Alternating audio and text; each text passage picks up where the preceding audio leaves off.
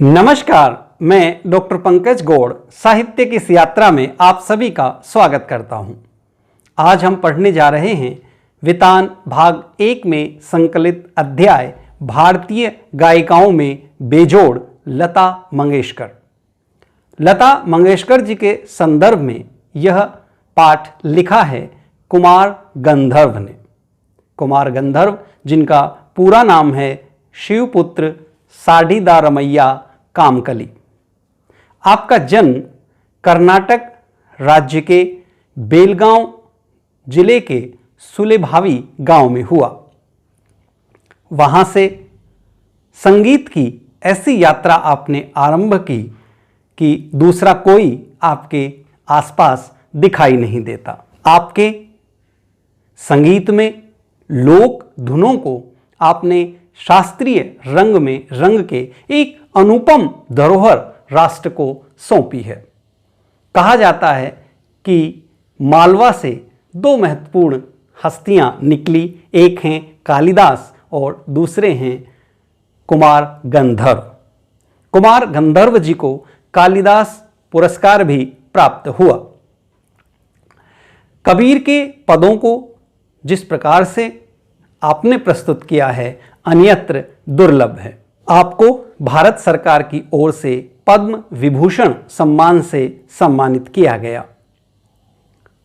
संगीत के क्षेत्र में आपके कार्य को कभी भी भुलाया नहीं जा सकता। आपने एक चित्रपट संगीत की गायिका के स्वरों को सुनकर उनके संदर्भ में लिखने का निर्णय लिया। इससे लता मंगेशकर जी के साहित्य साधना के संदर्भ में परिचय प्राप्त किया जा सकता है। यह पाठ आपकी पूरक पुस्तक में संकलित है और आप जानते हैं कि पूरक पुस्तक में अन्य पुस्तकों की अपेक्षा जिस तरह की सामग्री रखी गई है उसके उद्देश्य कुछ दूसरे हैं। पूरक पुस्तक का मुख्य उद्देश्य यह है कि आपके पाठ्यक्रम की जो एक रसता है उससे आपको उभारा जा सके। ऐसे पाठ जो सामान्य विधाओं के अंतर्गत होने के कारण पाठ्यक्रम की सीमाओं से परे पड़ते हों, उन पाठों से आपका साक्षात्कार करवाया जा सके। इस पुस्तक के अंतर्गत इस प्रकार के 3 पाठ आपके पाठ्यक्रम में रखे गए हैं। एक, भारतीय गायिकाओं में बेजोड़ लता मंगेशकर, जिसका अध्ययन आज हम करेंगे, जिस पर चर्चा हम करेंगे। दूसरा है राजस्थान की रजत बूंदें और तीसरा है आलो आंधारी। तो ये सभी जो अध्याय हैं ये अलग अलग विधाओं को, अलग अलग मनस्थितियों को, अलग अलग प्रकार के समाज के रंगों को आपके सामने रखने का काम करते हैं। इसका मुख्य उद्देश्य यह है कि इनके माध्यम से समाज के विभिन्न रंगों से आपको परिचित करवाया जा सके, आपकी कल्पना शक्ति को एक उन्मुक्त उड़ान दी जा सके। अब हम बात करेंगे इस पाठ में आने वाले कुछ महत्वपूर्ण शब्दार्थों की, क्योंकि इसमें कुछ इस प्रकार के पारिभाषिक शब्दों का इस्तेमाल किया गया है जिनसे शायद आपका पूर्व में परिचय न रहा हो।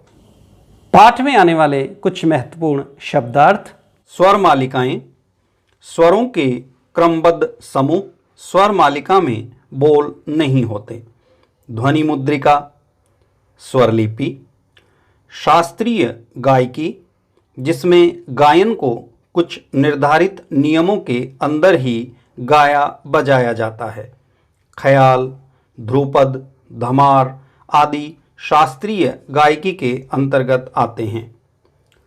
राग मालकोस, भैरवी थाट का राग जिसमें रे और प वर्जित हैं, इसमें सारे स्वर कोमल लगते हैं। यह गंभीर प्रकृति का लोकप्रिय राग है। त्रिताल, यह 16 मात्राओं का ताल है। इसमें 4-4 मात्राओं के 4 विभाग होते हैं। गानपन, गाने का ऐसा अंदाज जो एक आम आदमी को भी भाव विभोर कर दे। द्रुत लय। लय 3 प्रकार की होती है, विलंबित लय धीमी, मध्य लय बीच की, द्रुत लय तेज। मध्य लय से दुगुनी और विलंबित लय से चौगुनी तेज लय द्रुत लय कहलाती है। ऊंची पट्टी, ऊंचे स्वरों का प्रयोग, तार सप्तक जो सबसे ऊंचे स्वर जिसमें रहते हैं उनका प्रयोग किया जाता है। लोच, स्वरों का बारीक मनोरंजक प्रयोग। तैलचित्र, जिस चित्र में तैलीय रंगों का प्रयोग किया जाता है। पर्जन्य, बादल। अनभिषिक्त, बेताज। महत्वपूर्ण शब्द प्रयोग होंगे जिनका परिचय आपने प्राप्त किया।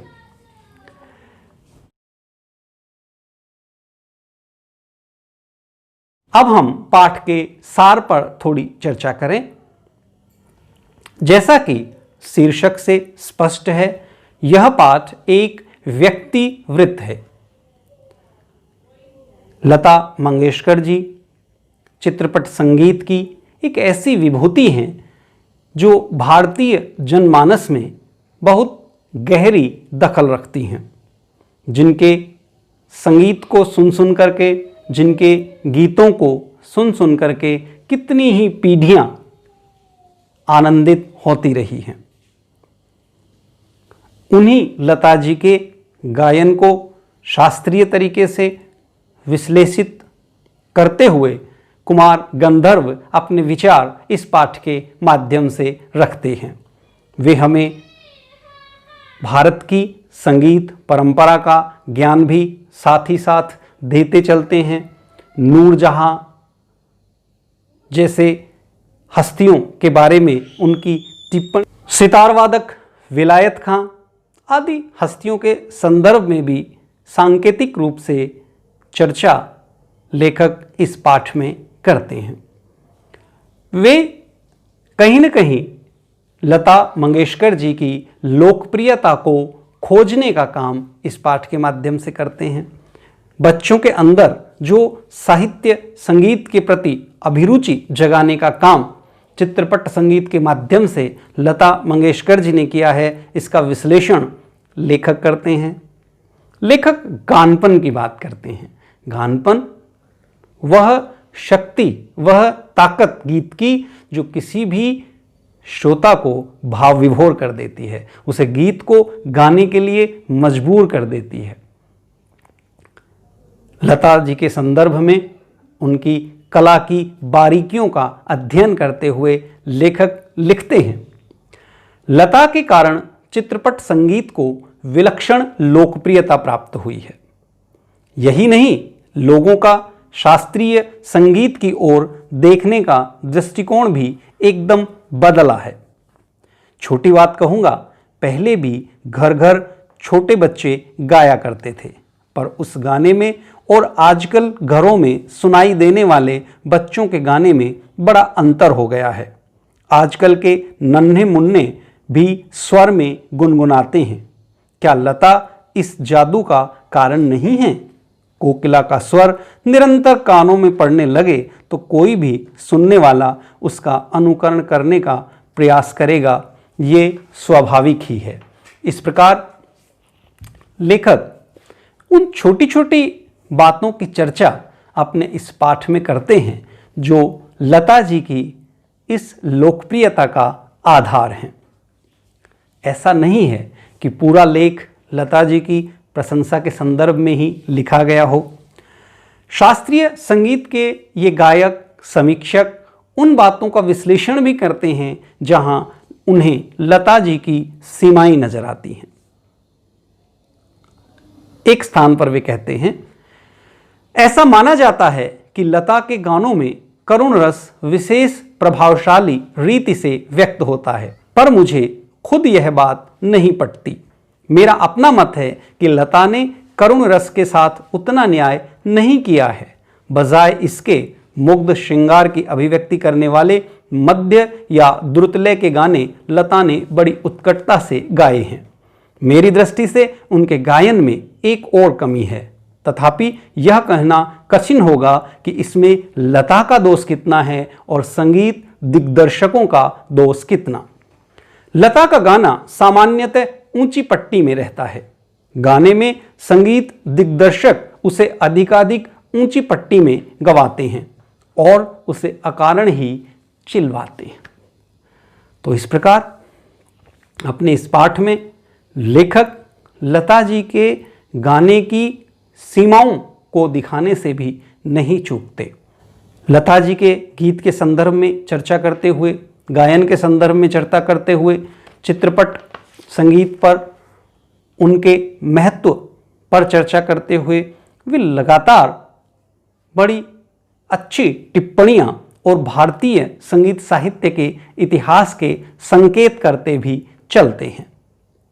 चित्रपट संगीत ने किस प्रकार शास्त्रीय संगीत से उन तत्वों को अपने अंदर समाहित कर लिया है जो उसकी लोकप्रियता का आधार हैं, इसकी बात भी पाठ में लेखक करते हैं।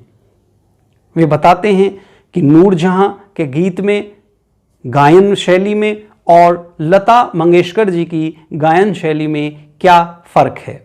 वे बताते हैं कि किस प्रकार कई बार शिष्य अपने गुरुओं से आगे हो जाते हैं, किस प्रकार बच्चे अपने माता पिता की परंपरा को आगे बढ़ाते हैं। दीनानाथ मंगेशकर जी की सुपुत्री लता मंगेशकर ने निश्चित रूप से दीनानाथ मंगेशकर जी के शास्त्रीय संगीत को अपनी लयात्मकता के माध्यम से, अपनी संगीत की समझ के माध्यम से, चित्रपट के माध्यम से चरमोत्कर्ष तक पहुंचाया। इसी प्रकार सितार वादन के क्षेत्र में विलायत खां साहब ने अपने पिता से अधिक श्रेष्ठ कार्य संगीत के क्षेत्र में करके दिखाया।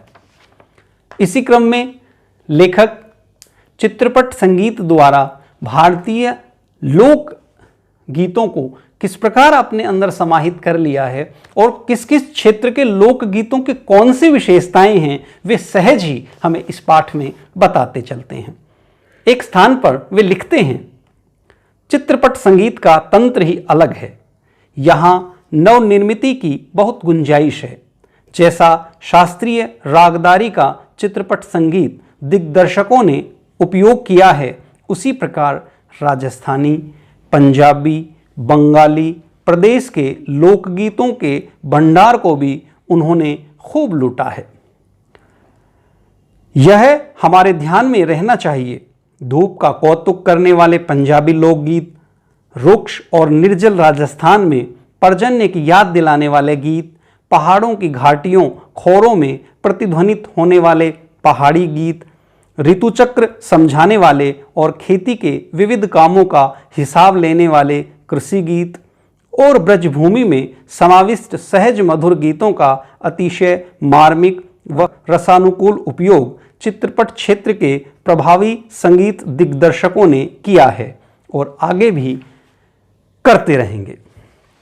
तो जितने भी हमारे चित्रपट संगीत के कलाकार हैं, लेखक हैं, दिग्दर्शक हैं, संगीतज्ञ हैं, वे संगीत के इस विशाल क्षेत्र में से नए और महत्वपूर्ण विषयों को चुनते रहते हैं। अब हम पाठ के अभ्यास प्रश्नोत्तर करेंगे। सबसे पहला प्रश्न है, लेखक ने पाठ में गानपन का उल्लेख किया है। पाठ के संदर्भ में स्पष्ट करते हुए बताएं कि आपके विचार में इसे प्राप्त करने के लिए किस प्रकार के अभ्यास की आवश्यकता है। लता मंगेशकर जी के गीतों की विशेषता बताते हुए लेखक बताते हैं कि उनके गीतों की सबसे बड़ी विशेषता है गानपन, और इसका अर्थ है कि वह शक्ति जिसके कारण श्रोता भाव विभोर हो जाता है। लय का, ताल का, शब्द का, अर्थ का ऐसा समायोजन जिसके माध्यम से सहज सुनते ही कानों में रस घुल जाए। कोकिल के से अपने स्वरों के माध्यम से लता मंगेशकर जी ने यह काम किया है। उनके सभी गानों में यह गानपन हमेशा मौजूद रहता है। जिस प्रकार मनुष्यता के बिना मनुष्य का कोई मतलब नहीं है, उसी प्रकार गानपन के बिना गीतों का कोई अर्थ नहीं है। अतः किसी भी श्रेष्ठ संगीतज्ञ को हमेशा ये प्रयास करना चाहिए कि वह गानपन के माध्यम से गीतों में वह ऊर्जा भरने का काम करे, जिससे लगातार श्रोता भाव विभोर हों। अगला प्रश्न है प्रश्न संख्या 2। लेखक ने लता की गायकी की किन विशेषताओं को उजागर किया है? आपको लता की गायकी में कौन सी विशेषताएं नजर आती हैं, उदाहरण सहित बताइए। लेखक ने विस्तार से अपने इस लेख में लता जी की गायकी की विशेषताओं का जिक्र किया है। वे उनके सुरीलेपन की बात करते हैं, वे उनके स्वरों के निर्मलता की बात करते हैं, वे कोमलता और मुग्धता की चर्चा करते हैं। वे बताते हैं कि किस प्रकार अपने नादमय उच्चारण के माध्यम से लता संगीत को, गीत को चरमोत्कर्ष तक पहुंचाने का सामर्थ्य रखती हैं। लता जी को शास्त्रीय संगीत का ज्ञान होने के कारण वे अपने गीतों में शास्त्रीय शुद्धता का पालन भी करती हैं, और इन सभी विशेषताओं के सम्मिलित प्रभाव के कारण ही लता अपने गीतों के माध्यम से इस प्रकार का वातावरण उत्पन्न करने में समर्थ हो जाती हैं, इस प्रकार श्रोता के कानों में मिश्री सी घोलती हैं कि श्रोता भाव विभोर हो जाता है। आप किसी भी भारतीय से लता जी के गानों के संदर्भ में चर्चा कर सकते हैं। लो चली मैं अपने देवर की बारात लेके, जैसे गीतों के माध्यम से वे भारतीय पारिवारिक चित्रों को, भारतीय संबंधों को व्यक्त करती हैं। तो देशभक्ति के संदर्भ में जैसे गीत उन्होंने दिए हैं, जिन्हें सुनकर पंडित जवाहरलाल नेहरू जी की आंखों से भी अश्रुधारा बहने लगी थी, वैसे अमर और कालजयी गीत शायद दूसरी किसी भी वाणी में इतने शोभित नहीं होते। ऐ मेरे वतन के लोगों, आज भी जब भी कोई देशभक्ति का, राष्ट्रभक्ति का कार्यक्रम होता है, तो आप इस गीत के बिना देशभक्ति के गीतों की कल्पना भी नहीं कर सकते। अपने उस मधुर गानपन के माध्यम से ही लता जी आज जन जन में लोकप्रिय हैं। कितने ही गीत, हजारों हजारों गीत लता मंगेशकर जी की वाणी से निकले हैं, जिन पे चर्चा परिचर्चा हो सकती है। अगला प्रश्न है, लता ने करुण रस के गानों के साथ न्याय नहीं किया है, जबकि श्रृंगारपरक गाने वे बड़ी उत्कटता से गाती हैं। इस कथन से आप कहां तक सहमत हैं? एक संगीताचार्य के दृष्टिकोण से कुमार गंधर्व जी हो सकता है अपनी बात बेहतर तरीके से रख रहे हों, पर आम भारतीय श्रोता के लिए इस कथन से सहमत हो पाना संभव नहीं है। दिल हुम हुम करे घबरा, जैसे गीतों के माध्यम से निश्चित रूप से लता जी ने करुण रस को भी उसी तल्लीनता से, तन्मयता से व्यक्त किया है, जिस तल्लीनता से, तन्मयता से वे श्रृंगार के गानों को व्यक्त करती हैं। अतः उनके करुण रस के गीत भी बहुत ही लोकप्रिय हुए हैं। देशभक्ति गीत की चर्चा हमने पहले भी की थी, वह भी कहीं न कहीं अपने भीतर करुणा को समाहित किए हुए है। जब घायल हुआ हिमालय, इस प्रकार की पंक्तियाँ उसमें हैं, और निश्चित रूप से इन सभी करुणा संबंधित गीतों के साथ भी लता जी ने अपनी इस संगीत यात्रा में न्याय किया है। अगला प्रश्न है प्रश्न संख्या 4। संगीत का क्षेत्र ही विस्तीर्ण है। यहां अब तक अलक्षित, असंशोधित और अदृष्टिपूर्व ऐसा खूब बड़ा प्रांत है, तथापि बड़े जोश से इसकी खोज और उपयोग चित्रपट के लोग करते चले आ रहे हैं।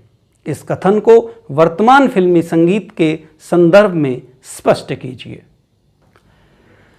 लेखक ने फिल्मी संगीत के माध्यम से, चित्रपट संगीत के माध्यम से, शास्त्रीय संगीत के विभिन्न उपादानों के माध्यम से एक बड़ी सार्थक चर्चा इस लेख में की है। वे लोकगीतों के महत्व को लेख के माध्यम से व्यक्त करते हैं कि किस प्रकार से लोकगीतों के रस को संगीत निर्देशक चुराने में सफल रहे हैं। इसी प्रकार हम देखते हैं कि लगातार संगीताचार्य नए नए क्षेत्रों की खोज करते हैं। नई नई इलेक्ट्रॉनिक माध्यमों से धुनें बनाई जा रही हैं। गानों में प्रभाव पैदा करने के लिए नई नई लोकेशंस की खोज की जा रही है और इस प्रकार के प्रयोगों में कई बार बड़ा भौड़ा रूप भी देखने को मिलता है। पर निश्चित रूप से जब आप नए क्षेत्रों की खोज करते हैं तो इस प्रकार की सीमाएं उसकी रहती हैं। अगला हमारा प्रश्न है प्रश्न संख्या 5। चित्रपट संगीत ने लोगों के कान बिगाड़ दिए। अक्सर यह आरोप लगाया जाता रहा है। इस संदर्भ में कुमार गंधर्व की राय और अपनी राय लिखें। चित्रपट संगीत ने लोगों के कान बिगाड़ दिए। यह चर्चा कुमार गंधर्व इस बारे में करते हैं कि प्राय जो खानदानी संगीतज्ञ हैं या हिंदुस्तानी शास्त्रीय संगीत के समीक्षक हैं, वो यह आरोप लगाते हैं कि आमजन को शास्त्रीय संगीत से दूर करने का काम कहीं न कहीं चित्रपट संगीत ने किया है। पर कुमार गंधर्व इससे सहमत नहीं हो पाते और हम भी इससे सहमत नहीं हैं। आम व्यक्ति के लिए संगीत की गहराइयों का ज्ञान प्राप्त करना संभव नहीं है। उसे नहीं पता ताल कौन सी है, सुर कौन सा लगा है, कैसा किस स्वर में गाया जा रहा है, बजाए जाने वाला किस राग को उसमें लगा रहा है। परंतु चित्रपट के माध्यम से संगीत का जो सौंदर्य होता है, जो आनंद होता है, वह आम आदमी तक पहुंचाने में चित्रपट संगीत के संगीतज्ञ गायक कामयाब रहे हैं। इसमें किसी किस्म की दो राय नहीं है। प्रश्न संख्या 6 है, शास्त्रीय एवं चित्रपट दोनों तरह के संगीतों के महत्व का आधार क्या होना चाहिए? कुमार गंधर्व की इस संबंध में क्या राय है? स्वयं आप क्या सोचते हैं? शास्त्रीय एवं चित्रपट दोनों ही प्रकार के संगीत का आधार कुमार गंधर्व गानपन को मानते हैं। वे समझते हैं कि गानपन वह विशेषता है जो किसी भी श्रोता को भाव विभोर करने का सामर्थ्य रखती है और यही कारण है कि व्यावहारिक रूप से लता मंगेशकर जी ने विश्व स्तर पर इतने हजारों हजार अपने चाहने वाले पैदा किए हैं। वे बताते हैं कि बच्चे भी जो संगीत के प्रति अभिरुचि जागृत हुई है, जो आज लय में गीतों को गा पा रहे हैं, उसका श्रेय कहीं न कहीं लता मंगेशकर जी को है और लता मंगेशकर जी की इस विशेषता को है, गानपन को है।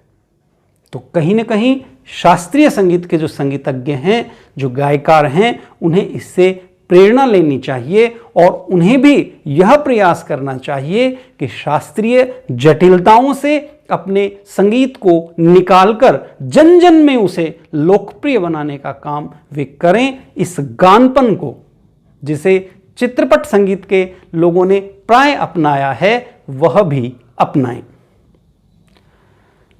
इसके बाद प्रश्न है, कुछ करने और सोचने के लिए। इसमें पहला प्रश्न है, पाठ में दिए गए अंतरों के अलावा संगीत शिक्षक से चित्रपट संगीत और शास्त्रीय संगीत का अंतर पता करें। इन अंतरों को सूचीबद्ध करें। शास्त्रीय संगीत में और चित्रपट संगीत में बहुत अंतर है। शास्त्रीय संगीत शास्त्रीय नियमों के अनुरूप गाए जाते हैं। ऋतुओं का भी निश्चयीकरण किया गया है कि किस ऋतु में कौन सा राग आपको गाना है। उसके लिए समय भी निर्धारित है कि किस समय पर आपको वह गीत गाना है। जबकि चित्रपट संगीत ने अपनी इस प्रकार की सभी सीमाओं को तोड़ दिया है और इन सीमाओं को तोड़ने के कारण ही वह जन जन में अधिक लोकप्रियता प्राप्त कर पा रहा है। यद्यपि दोनों की अपनी अपनी सीमाएं हैं, शास्त्रीय संगीत की और चित्रपट संगीत की, परंतु हमें यह भी समझना चाहिए कि इन्हीं सीमाओं के कारण उनका महत्व है। इस प्रकार हम देखते हैं कि शास्त्रीय संगीत में और चित्रपट संगीत में ये महत्वपूर्ण अंतर है।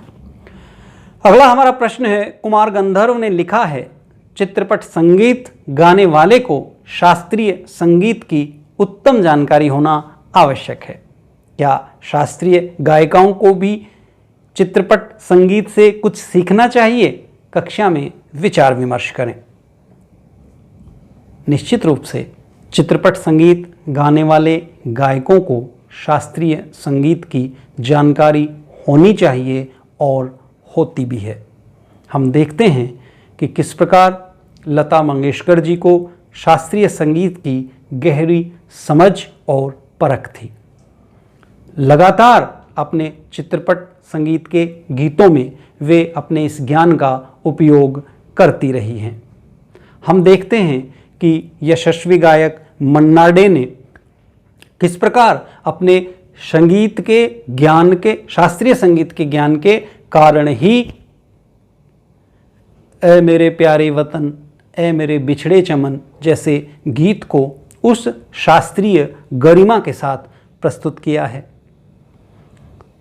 पर प्राय हम देखते हैं कि जो मुख्य शास्त्रीय गायक होते हैं उनके मन में कहीं न कहीं चित्रपट संगीत के प्रति हेय का भाव होता है या वे उसे कमतर करके आंकते हैं। ऐसा नहीं किया जाना चाहिए।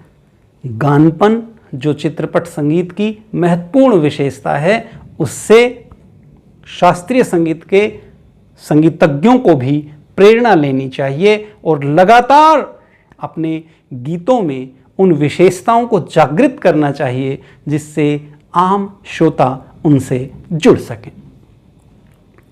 अतः हमने इस पूरे पाठ का अध्ययन किया, इस पर विमर्श किया, हमने चर्चा की कि इस पाठ को वितान पुस्तक के अंतर्गत समाहित किया गया है। वितान एक पूरक पुस्तक है और पूरक पुस्तक का मुख्य उद्देश्य यह है कि उस पुस्तक के माध्यम से आपके अंतर में पढ़ने की रुचि जागृत हो। अतः आप इस संदर्भ में अन्य अनेक पुस्तकों का अध्ययन करें। जितने नाम इस पाठ में आए हैं, कुमार गंधर्व, दीनानाथ मंगेशकर, विलायत अली खान, इन सब के बारे में आप परिचय प्राप्त करें। आपने देखा होगा कि आपके पाठ में कुछ तस्वीरें विविध वाद्य यंत्रों की छपी हुई हैं, तो आप इन वाद्य यंत्रों के बजाने के तरीके को भी सुने। इन वाद्य यंत्रों के माध्यम से कौन कौन से प्रमुख गीतों को गाया जाता है, उसके संदर्भ में जानकारी प्राप्त करें। तो इससे इस पाठ को इस पुस्तक में रखने की सार्थकता सिद्ध हो पाएगी। धन्यवाद। आपका दिन शुभ हो।